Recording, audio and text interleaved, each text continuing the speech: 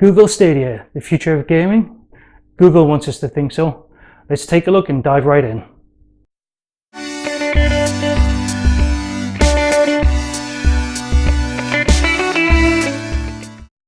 So what exactly is Google Stadia? When it was first announced last year, there was a lot of confusion about what the platform would be. Some people had dreams of it being like the Netflix of the gaming world, where you pay a subscription fee and you'd get access to every game on the planet. Unfortunately, it's not to be the case. So Google is basically offering two subscription models for their Stadia platform. One that's a free one and one that's a paid subscription. So what does your subscription actually get you? So on the paid subscription, it's about $9 or $10 or pounds a month, and that essentially gets you access to a PC in the cloud. So you're probably thinking, like me at first, why don't I just go and buy my own gaming PC? Why is it worth paying Google £10 or $10 a month just to hire it, essentially a bit like a server or a platform to run your games on? Well, I was thinking about this. So the top end games these days require high-end machines, and you're always having to upgrade every 2 or 3 years. You have to buy the latest kit to stay on top of the latest games. And I was looking at the price of that, and today, you're not going to get much change out of $2,000 or £2,000 for a half decent machine to run the latest AAA titles at kind of 60 frames a second at the higher resolutions at full detail. So what is Google's promise? What are they offering that's different from your own desktop PC? Well, for that kind of $8, $9, $10 or pounds, whatever it's going to be, they're giving you access to a machine that's always going to be kept up to date. Which means it's always going to be the latest hardware. It means that basically you don't have to worry about the operating system, Windows crashing or blue screening. You don't have to worry about antiviruses. You don't have to worry about Windows updates. All that stuff's taken care for you. But the big part of Google Stadia is that you can have it anywhere. It doesn't matter if it's your mobile phone, your laptop, your Chromebook.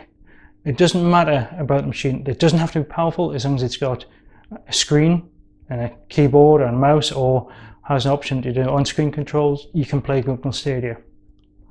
So, sounds great? Yeah, in theory, but let's address the big elephant in the room: latency. Don't know how many of you guys have ever tried playing consoles like PS4 remotely. Sony released obviously an app for your tablets, your phones, and that uses your local Wi-Fi. Now, anyone who's tried this will probably know it's not the best. I tried it on my home Wi-Fi and it was bloody awful. So how is Google going to pull off this magic trick? How are they going to get you your screen updates, your screen refreshes for your games running 60 frames a second without any lag, without that latency, when the servers could be hundreds of miles away? Well, obviously no one knows that at the moment. That's a key issue here. Is it really going to be playable? When you're playing your first-person shooter or racing game, you've got to take that shot and you get a little bit of lag. Next thing you know, you've got a bullet in your head, or you're coming up for your first position on that racing game. You come to that tight corner, and you have a bit of lag. Next thing, you're in the wall.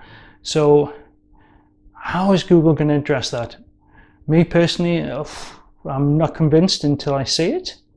So Google, if you're watching, by all means hit me up with a demo and so I can see for myself. So how is it going to compete with other players like Microsoft? They've got their cloud-based system. The first thing that springs to mind to me, where Microsoft might have the advantage, is that Microsoft's got its own game studios. Google doesn't.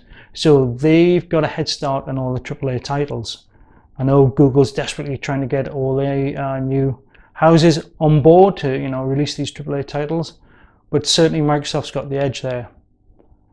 So if Microsoft's platform, if they can deliver the same kind of low latency, who's going to come out on top? Google? Microsoft? I don't know. And haven't we been here before? Look at NVIDIA Shield and the NVIDIA online streaming service, you know.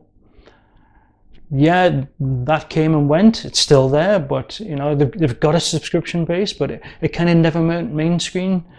So if NVIDIA can't do it, what is Google going to do different? That's going to be the interesting point for me to see how they pull it off. So I guess we just have to watch this space, see what happens, and I'm going to obviously keep everyone up to date. So everyone, if you liked the video, give me the thumbs up. If you hated it, give me the thumbs down. If you want to hear some, you know, future content updates, hit that subscribe button and that little bell as well, and keep watching. Thank you for watching. See you later.